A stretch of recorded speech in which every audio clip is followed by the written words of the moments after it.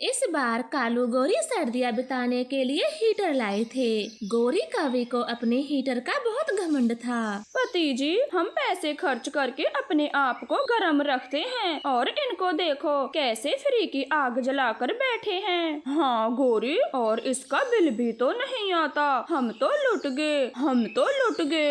गए हीटर लाके। नहीं नहीं कालू, मैं इनको फ्री में पंख नहीं सेकने दूंगी। अभी मजा चखा के आती हूँ, आप देखें। ऐसे कहकर गोरी कवि पानी का मटका उठाती है और उड़ते हुए चिड़िया की आग पर डाल देती है। गोरी, क्या कर दिया आपने? हमारी आग क्यों बुझा दी? मैंने जानबूझकर थोड़े न किया है, मैं तो रास्ते से पानी लेकर जा रही थी। मुझे क्या पता था तुम सब घर के बाहर आग जलाकर बैठे हो। ऐसे हंसते हुए गोरी कवि वहाँ से चली जाती है। ये गोरी की बच्ची सब जानबूझकर करती है। इतनी ठंड में हमारी आग बुझा दी। भला ऐसा कोई करता है? कोई बात नहीं कबूतर भैया, गलती से हो गया होगा। आप जंगल से सूखी लकड़ियाँ ले आए, मैं इंसानों की बस्ती से आग लेकर आती हूँ। आप छोड़े वो सब, हम फिर से आग जलाएंगे। फिर कबूतर सूखी लकड़ियाँ लेने जंगल जाता है और चिड़िया इंसानों की बस्ती से आग लेकर आती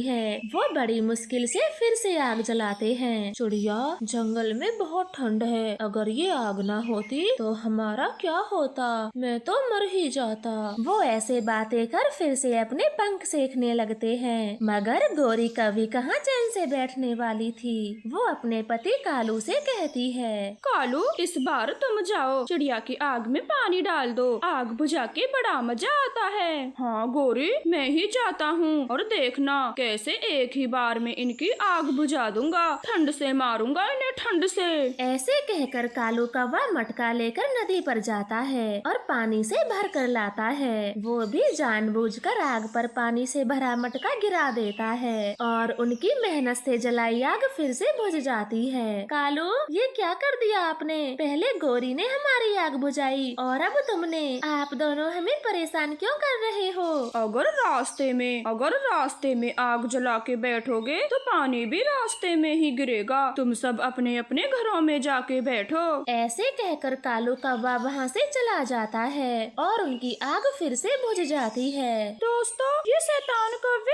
अब हमें यहाँ नहीं बैठने देंगे। चलो अब चलते हैं, कल से मेरे घर के सामने आग जलाया करेंगे। ऐसे कहकर वो सभी अपने अपने घरों को चले जाते हैं। गोरी, जल्दी से हीटर चालू करें। नदी से पानी लाने में मेरी कुल्फी जम गई। हाँ कालू, मेरी भी कुल्फी जम गई थी। बहुत ठंड है बाहर। अब ये बताओ, वो वहाँ से भागे या नहीं? भागे, सबके सब भागे। बड़ा मजा आया आग में पानी डाल के। ऐसा करके वो कौवे बहुत खुश होते हैं। अगले दिन वो सब पक्षी मिट्टू के घर आग जलाकर बैठे हुए थे। तब गोरी कौवी कालू कौवे से कहती है, कालू ये देखें, ये तो बड़े चातर निकले। हमारी नजरों से छिपकर यहाँ आग जला के बैठे हैं।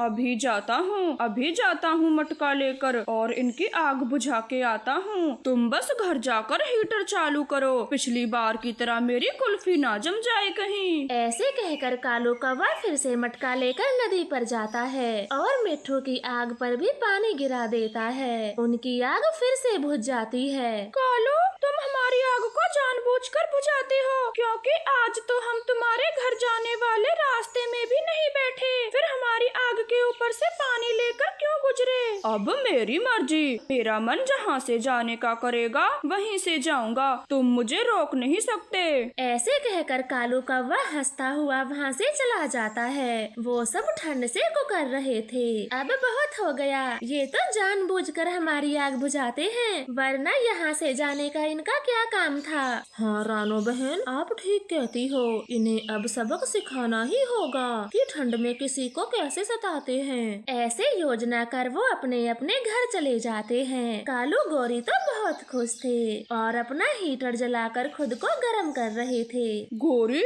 बाहर ठंडी ठंडी हवाएं चल रही हैं। हैं। जैसे ही मैंने मिट्ठू की आग बुझाई, सबके सब ठंड से कांपने लगे थे और अपने अपने घर भाग गए। कालू, कल दोनों चलेंगे। मैं तो उस छोटी चिड़िया के ऊपर भी पानी डालूंगी, जब देखना वो चिड़िया ठंड में कैसे रोएगी। हाँ गौरी, फिर तो बड़ा मजा आएगा। चलो हम अभी मटका भर के लाते हैं, जैसे ही वो आग जलाएंगे तुरंत ही पानी डाल देंगे। ऐसे वो दोनों अपने अपने मटके लेकर ठंड में पानी भरने चले जाते हैं। वो उन पक्षियों को सताने के लिए खुद भी बहुत मेहनत कर रहे थे, मगर बाकी पक्षियों ने भी कौवों से बदला लेने की योजना बना ली थी। वो अगले दिन फिर से आग जलाकर बैठ जाते हैं और फिर से कौवों का इंतजार करते हैं। कबूतर भैया, उन बुरे कौवों पर ठंड में पानी डालना ठीक रहेगा? हाँ चिड़िया, तभी उनको सबक सिखा पाएंगे। ऐसे नहीं सुधरेंगे वो। लातों के भूत बातों से नहीं मानते। और तुम दोनों ध्यान से सुनो, वो जैसे ही यहाँ आए तुम उससे पहले इस पेड़ पर छिप जाना और नजदीक आते ही उन दोनों पर पानी डाल देना। और मैं भागा भागा उस कालू के घर जाऊंगा और उनका हीटर भी चुरा लाऊंगा। जब देखना कैसे सर्दी से को करते हुए यहाँ वहाँ भागेंगे। ऐसे वो सभी पक्षी अपने साथ भी पानी लेकर बैठे हुए थे। कुछ देर बाद उन्हें कालू गोरी मटके लेकर दूर से आते दिखाई देते हैं। वो जल्दी से पेड़ के ऊपर छुप जाते हैं। कालू, आज ये सब कहाँ भागे? मैं तो उस छोटी चिड़िया पे पानी डालने वाली थी। गोरी ने इतना कहा ही था कि तभी चिड़िया और मिट्ठू अपने मटके का पानी कालू गोरी पर डाल देते हैं।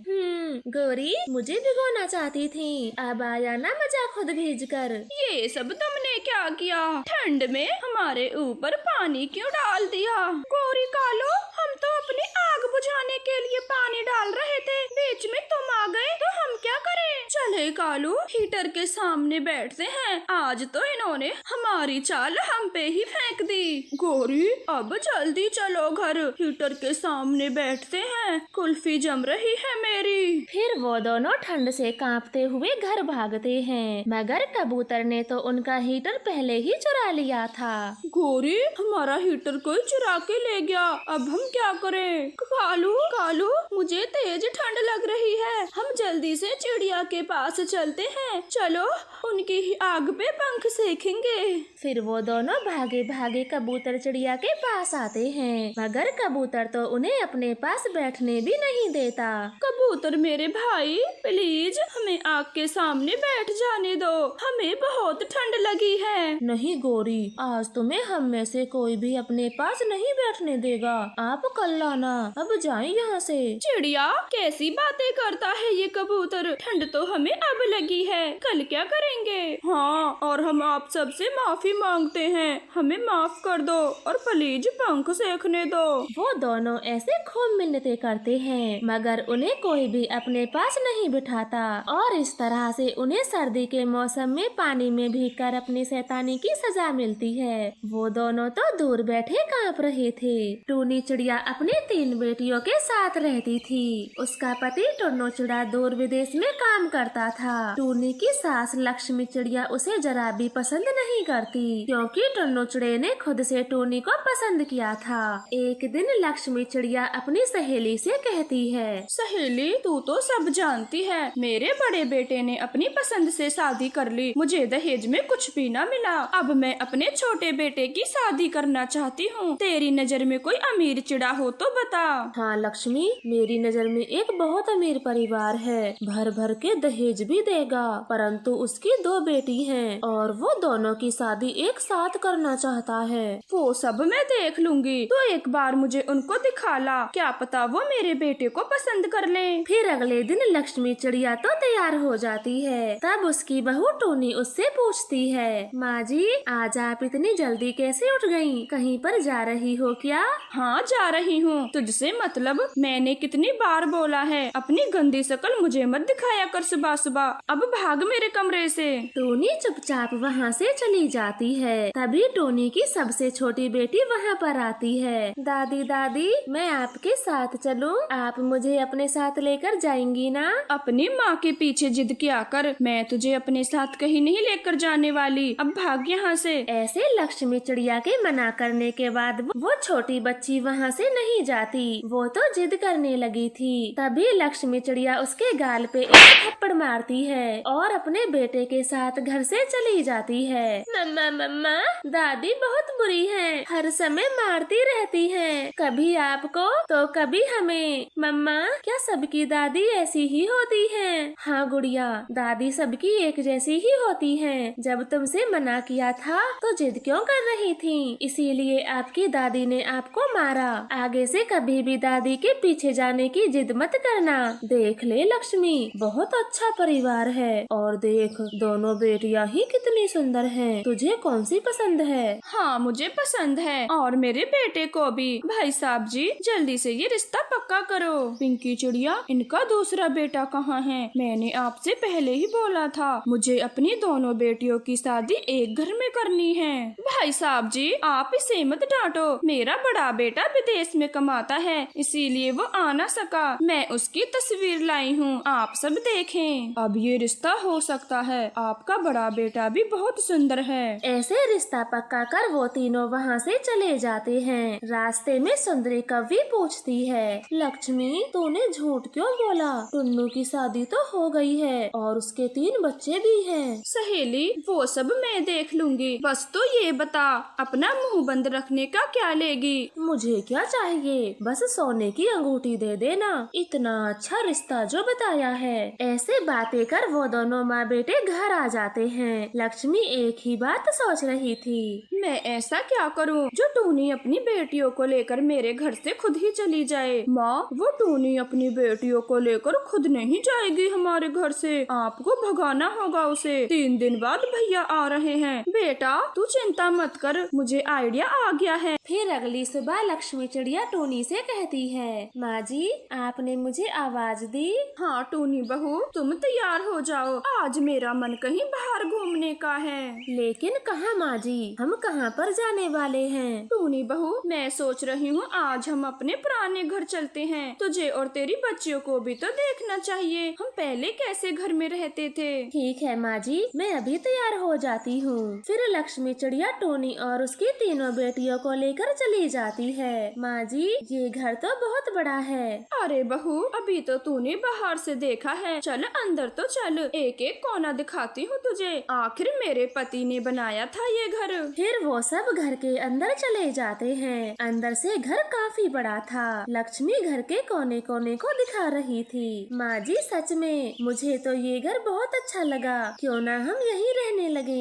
हाँ हाँ बहू, मैं भी यही सोचती हूँ। मैं तुझे एक और नई चीज दिखाती हूँ, इस घर का शौचालय घर। ऐसा टॉयलेट तूने कहीं नहीं देखा होगा, आखिर मेरे पति ने बनाया था। ऐसे लक्ष्मी चिड़िया बड़ी चालाकी से टोनी को शौचालय दिखाने ले जाती है। माँ जी ठीक कहा था आपने, ऐसा बड़ा टॉयलेट तो मैंने कहीं नहीं देखा। देखो देखो, अच्छे से देखो। चिंकी मिंकी पिंकी, तुम सब भी जाओ। ऐसे लक्ष्मी चिड़िया तीनों बच्चियों को भी टॉयलेट के अंदर धक्का मारती है और जल्दी से बाहर से दरवाजा बंद कर देती है। माँ जी आपने हमें बंद क्यों किया? दरवाजा खोलें, हमें बाहर निकालें। अब मर, कितनी भी चिल्लाओ, लेकिन तुम्हारी आवाज कोई नहीं सुन पाएगा, क्योंकि ये शौचालय घर के पीछे के हिस्से में है। ऐसे लक्ष्मी चिड़िया वहाँ से चली जाती है। टूनी अपनी बेटियों के साथ वहाँ पर रो रही थी। इधर लक्ष्मी चिड़िया अपने बेटे टुन्नू को विदेश से वापस बुलाती है। क्या हुआ है माँ, आपने मुझे बुलाया? घर में सब ठीक तो है? अरे बेटा, हमें क्या होगा, तेरी पत्नी भाग गई और तीनों बच्चियों को भी साथ ले गई, इसीलिए तुझे बुलाया है। नहीं माँ, मेरी टूनी ऐसा नहीं कर सकती। भैया भाभी किसी से छुप छुप के मिलने भी जाया करती थी, और जब मैंने पूछने की कोशिश की तो मुझे डंडे से मारा। टूनी तुम इतनी बुरी होगी मैंने नहीं सोचा था। बेटा कल तेरे छोटे भाई को देखने लड़की पक्षी आ रहे हैं, उनके सामने टूनी का जिक्र भी मत करना, बुरा असर पड़ेगा नए रिश्ते पे। ऐसे टुन्नू चिड़ा अपनी माँ और भाई की बातों में फंस जाता है। अगले दिन वो लड़की पक्षी वाले घर आते हैं और शादी की तारीख पक्की करके चले जाते हैं। टुन्नू बेटा, भगवान की कितनी दया है तेरे ऊपर, जो अपनी दूसरी बेटी के लिए उन्होंने तुझे पसंद किया। अब टूनी तो वापस नहीं आने वाली, तू शादी कर ले, तेरे छोटे भाई का घर भी बस जाने दे। टुन्नू चिड़ा हालात का मारा था, वो शादी के लिए हाँ कर देता है। इधर शौचालय में टूनी और उसकी बेटियां भूख से बेहाल थीं। वो खूब रोती चिल्लाती, मगर किसी को भी उनकी आवाज नहीं सुनती। एक दिन रात के अंधेरे में कौवा वहाँ से गुजर रहा था। और इस घर से तो बच्चे रोने की आवाज आ रही है, मुझे देखना होगा। फिर वो घर के अंदर जाता है और शौचालय तक भी पहुँच जाता है। वो झट से दरवाजा खोलता है। हे भगवान, तुम सबको यहाँ किसने बंद किया? कौवे भाई जी, आपका बहुत बहुत धन्यवाद जो आपने हमारी जान बचाई, वरना मैं और मेरी बेटियाँ यहाँ तड़प तड़प कर मर जाते। ऐसे कौवे का धन्यवाद कर टूनी चिड़िया वहाँ से चली जाती है और टुन्नू चिड़िया को सब बता देती है। लक्ष्मी चिड़िया तो शर्म से मरी जा रही थी। अरे टोनी बहू कहाँ चली गई थी और मुझे ये अपलक्षण क्यों लगा रही है? बस माँ बस, मुझे तुम्हें अपनी माँ कहने में भी शर्म आती है। अब से मेरा तुम दोनों से कोई रिश्ता नहीं, मेरे लिए तुम दोनों मर गए। ये बोलकर टुन्नू हमेशा हमेशा के लिए विदेश चला जाता है। वो अपनी पत्नी और बेटियों को भी साथ ले जाता है। अब तो लक्ष्मी चिड़िया के बारे में सबको पता चल गया था और कोई भी बाप अपनी बेटी की शादी उसके बेटे से नहीं करता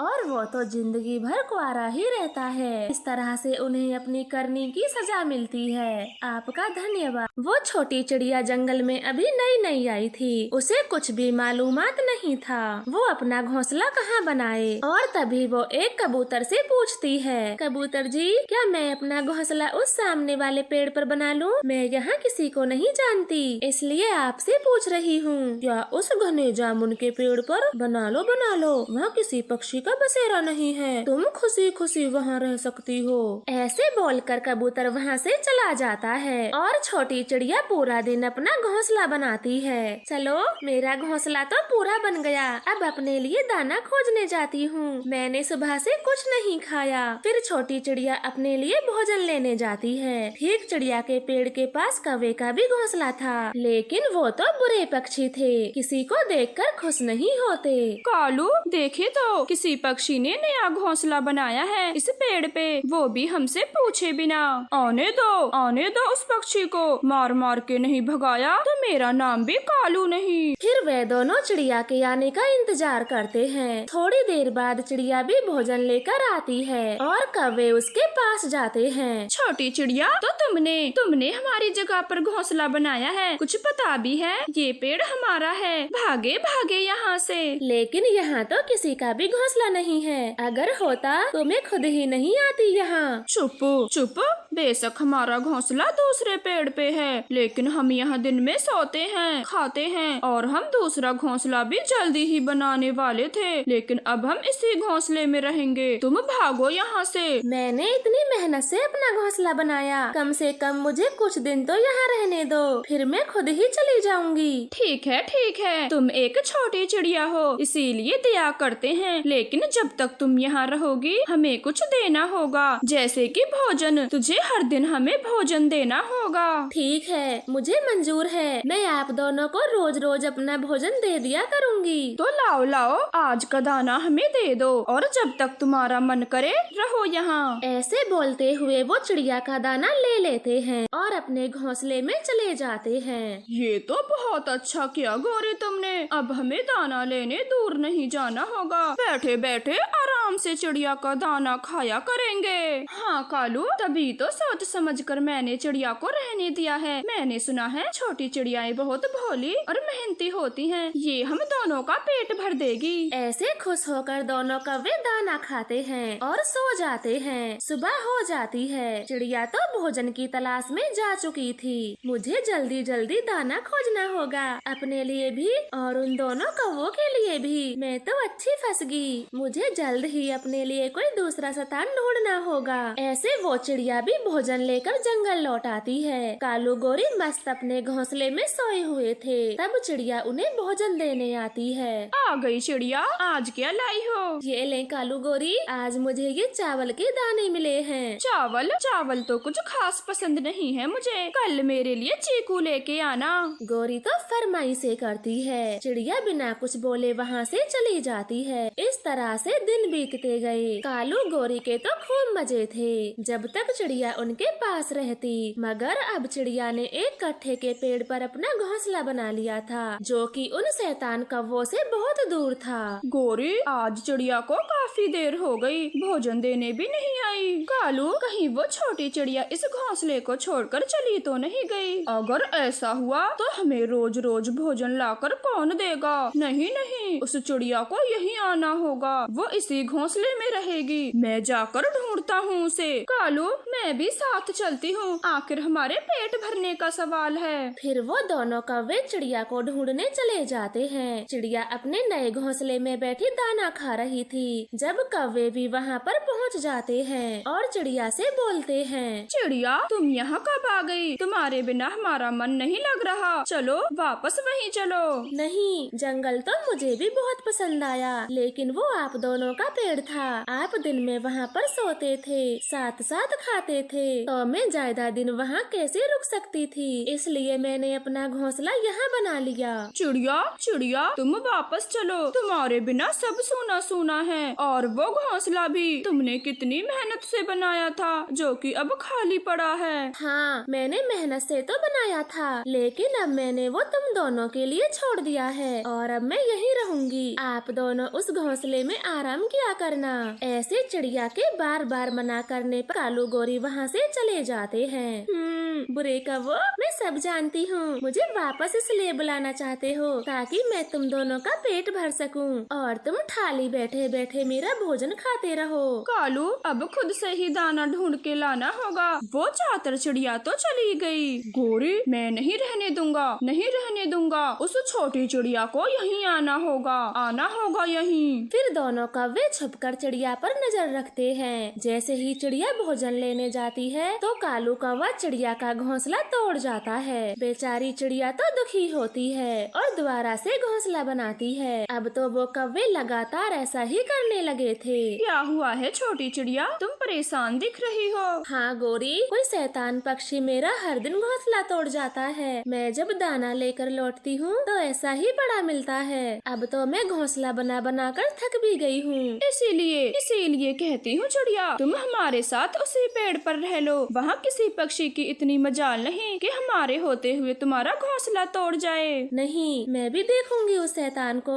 वो कब तक मेरा घोंसला तोड़ता है। गोरी कौवी वहाँ से चली जाती है। चिड़िया अपना घोंसला फिर से बनाती है। अगले दिन चिड़िया सोचती है, मैं आज छुप कर देखूंगी कौन है वो जो हर दिन मेरा घोंसला तोड़ के जाता है। मेरी तो किसी से लड़ाई भी नहीं है, फिर कौन मेरे साथ ऐसा करता है। फिर चिड़िया थोड़ी दूर छुप जाती है। वहाँ तेजी से उड़ता हुआ कालू कौवा आता है और घोंसला तोड़ के चला जाता है। चिड़िया तो हैरान थी। अच्छा, तो घोंसला ये कौवे तोड़ के जाते हैं ताकि मैं परेशान होकर इनके पेड़ पर रहने लगूं और इन दोनों निठल्लों को भोजन देती रहूं। मुझे यहाँ से जाना होगा, इस जंगल को भी छोड़ के जाना होगा। अब मैं कहाँ जाऊँ? बेचारी चिड़िया तो रोने लग जाती है। उसे रोते देख मिट्ठू तोता उससे पूछता है, चिड़िया, आप क्यों रो रही हो? मेरा नाम मिट्ठू तोता है, मैं एक अच्छा पक्षी हूँ, क्या पता मैं आपकी कुछ मदद कर सकूँ, बताएं। फिर छोटी चिड़िया उस तोते को कौवों की सारी बातें बता देती है। हाँ, वो कौवे तो बहुत बुरे हैं, लेकिन आप क्यों चाहती हो? अच्छे पक्षी से मुझे दोस्ती करना बहुत पसंद है, क्या आज से हम दोनों पक्के दोस्त बन सकते हैं? मिट्ठू तोते, आप भी बहुत अच्छे पक्षी हो और मेरे दोस्त भी, लेकिन मुझे यहाँ से जाना होगा। वो कौवे मेरा हर दिन घोंसला तोड़ देते हैं। नहीं नहीं, आप कहीं नहीं जाओगी, मैं आपके लिए लकड़ी का घर बनाऊंगा, फिर वो कौवे चाहकर भी कुछ नहीं कर पाएंगे। मैंने भी अपना घर लकड़ी का बना रखा है, वो बहुत मजबूत है। फिर मिट्ठू तोता चिड़िया के साथ लकड़ी लाता है और उसका घर भी बनवाता है और 10-12 दिन में लकड़ी का घर पूरा बन जाता है। दोस्त मिट्ठू, आप सच में बहुत अच्छे पक्षी हो, अब मैं यहाँ से कभी नहीं जाऊंगी। चिड़िया चिड़िया, मेरा लकड़ी का घर भी उस अमरूद के पेड़ पे है, जब भी कोई मदद चाहिए तो आना। गोरी, अब कुछ नहीं हो सका, छोटी कमजोर चिड़िया ने लकड़ी का मजबूत घर बना लिया, उसे तोड़ने में तो मेरी चांच ही टूट जाएगी। कालू, मैं तो दाना लेने नहीं जाऊंगी, तुम्हें ही जाना पड़ेगा। अब जाओ जाओ, बहुत तोड़ लिया चिड़िया का घोंसला, अब कोई मीठा फल लेके आओ।